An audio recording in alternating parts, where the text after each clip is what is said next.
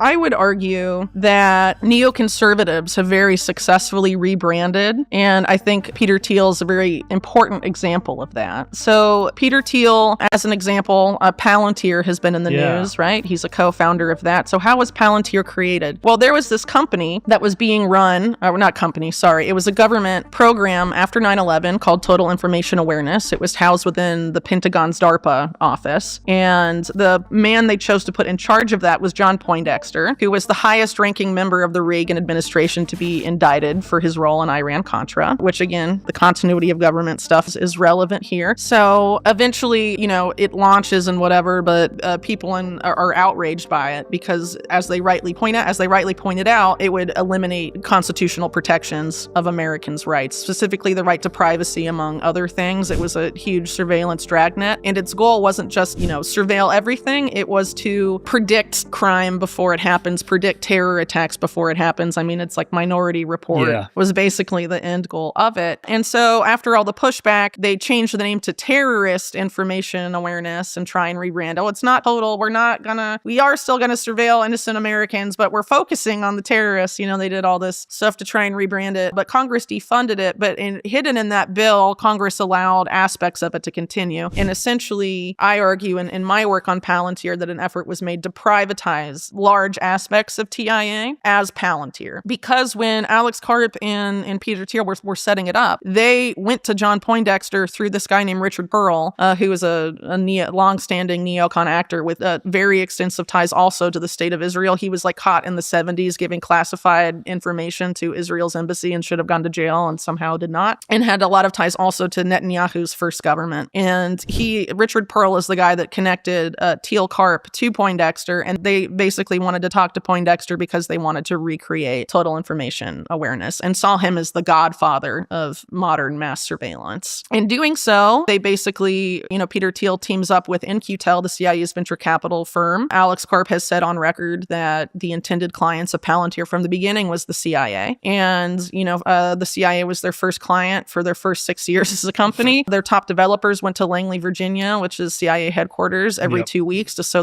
the CIA their product and have them tweak it to their liking. And during that period of time, one of the top people at the CIA that would have been involved in that is this guy named Alan Wade, who was also intimately involved with Total Information Awareness. And if you look at how Total Information Awareness was described, its privacy protections, it's exactly the same as the way Palantir sold their stuff later on. So there's an insane amount of overlap. And what's crazy here is that Alan Wade, a few years prior, had created a Homeland Security software program that was also pre-crime-esque and similar to what Palantir ended up doing. It was called Kiliad, and he teamed up with Christine Maxwell to do that. I wonder what the Whitney Webb file in Palantir is like. I'm sure it's long. It's got to know. They probably know I have a mold allergy and all sorts of stuff. And that I'm visiting you, having a conversation. Well, I mean, that's their job, right? Well, it's funny. So let me. But it's about pre-crime. It's about predicting stuff before it happens, and that's what I think a lot of people miss about Palantir, because a lot of people say about mass surveillance, well, I have nothing to hide, but it's not about if you're doing something wrong now or not. It's about an algorithm thinking if you will do something wrong in the future. I think I would definitely be on that algorithm. I think you would be as well. Well, the problem is that pre-crime has been inching along, and actually a lot of people in Epstein world, I mean, obviously Peter Thiel and Epstein had a relationship. More came out about this earlier this year after,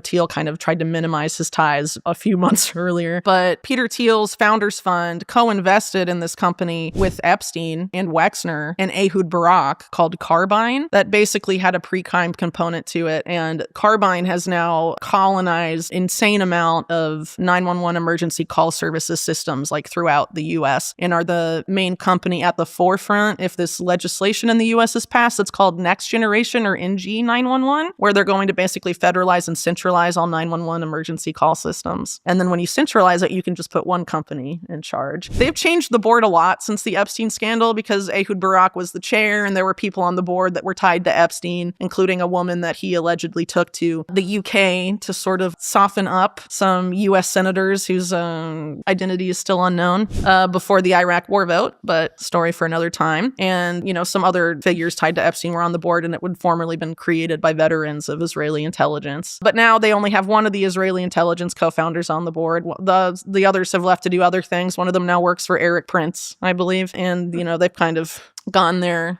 separate ways, and they've tried to rebrand as a more American looking company, I guess. I think they added Trump's former head of DHS, Christy Nielsen, I think is her name, to the board, and they have Michael Chertoff, the former one of the early heads of DHS under Bush, is there. So it's like everything and everyone is captured, and everything is corrupt. Are they really good I think that's kind of a simplification. I think not everything has always been like that. I think this particular group, once they got their hands on power, it's a faction, they've been consolidating control for a long time. And I think the advent of technology, big tech sort of taking over our lives, has really facilitated that. Because the whole conclusion to my book is that why would you take someone like Epstein down? You don't need people like him anymore to compromise people, because all of our lives are increasingly online. So if they want something on you, they can just harvest it off through, whether it's, Palantir, it ends up in your Palantir database, basically. It's sucked up by the NSA or GCHQ or any of these other agencies, and you're profiled based on it. Or if there isn't incriminating stuff, they can plant incriminating stuff on your devices. So you're screwed either way.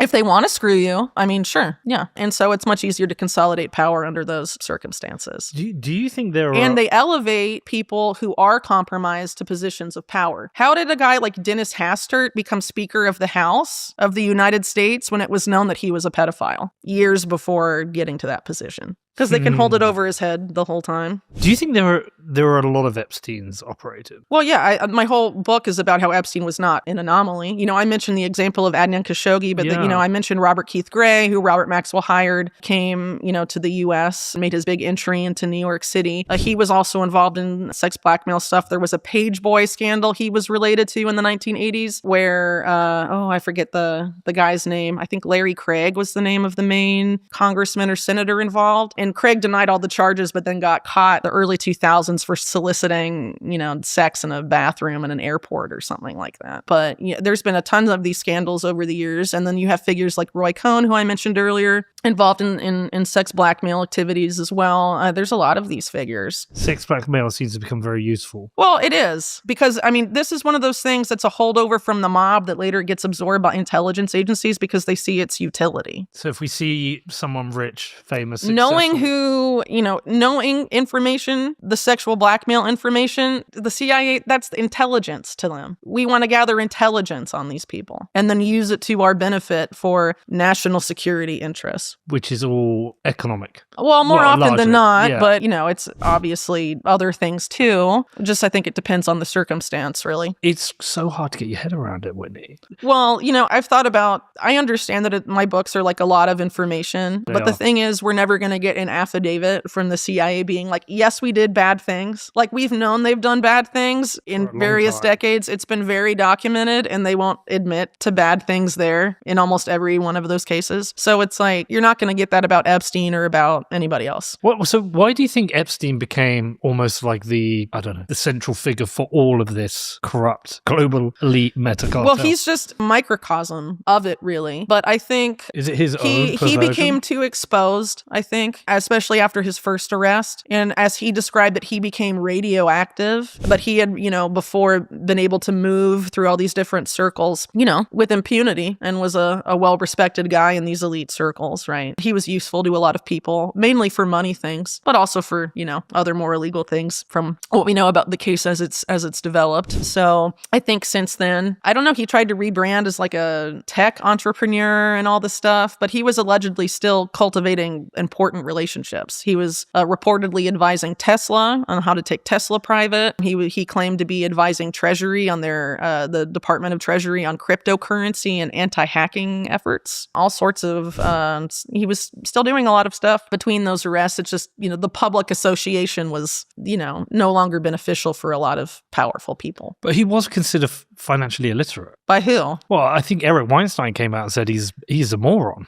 Yeah, that's interesting. Doesn't he work for Teal Capital? Well, Eric, I'm not super familiar with Eric Weinstein's Epstein story, but as I understand it, he talks a lot more about his impressions of Epstein at the meeting as opposed to why he was going there. And I believe he ran a hedge fund at the time. So why would you be going to Epstein as a hedge fund guy? I don't know. Well, it seems like everybody met with Epstein at one time. Yeah, for financial stuff. But I do not believe that he was financially illiterate. He was very successful. He would not have been tapped in the 80s by people like Adnan Khashoggi and Douglas Leese if he was not savvy. He helped orchestrate one of the largest Ponzi schemes in U.S. history, Towers Financial, but his name got dropped from the case like 3 months in. So, I mean, how do you do that by being financially illiterate? Why would Leslie Wexner give you power of attorney over all of his affairs? Well, that is also very weird, though. But would he do that for someone who's financially illiterate? Because Epstein had several years between 1987 or 1985, depending on who you believe, when the introduction was made. But why give it to him anyway? Well, obviously, Wexner liked Epstein very much. I think there's no questions there. Like